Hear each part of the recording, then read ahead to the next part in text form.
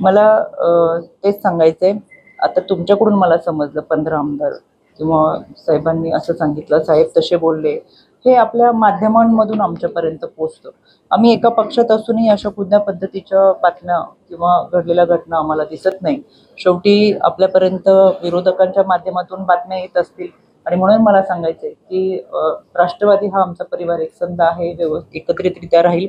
मी स्वतः समीरदादा भुजबळांच्या संपर्कामध्ये आहे आणि नाराजी व्यक्त करत असताना त्यांनी त्यांच्या ज्या अपेक्षा होत्या, कार्यकर्त्यांच्या ज्या अपेक्षा होत्या, ज्या संघर्षातून ते आले, तर त्याला न्याय मिळावा ही भावना कार्यकर्त्यांनी व्यक्त केलेली आहे. त्याच्यामुळे फक्त यामध्ये घडलेली एक घटना म्हणजे दादांच्या प्रतिमेला त्यांनी जोडे मारत कार्यकर्त्यांनी जो निषेध केला, तर त्याचा मीच निषेध नोंदवते. म्हणजे खरं तर नेत्यांवरती अशा पद्धतीने आपण आक्रमक होणं हे कार्यकर्त्यांना शोभत नाही. कदाचित ते राष्ट्रवादी पक्षाचे कार्यकर्ते नसतील. मला मनामध्ये शंका येते की विरोधकांनी अशा पद्धतीचं करून आपल्यासमोर मांडलेलं असेल.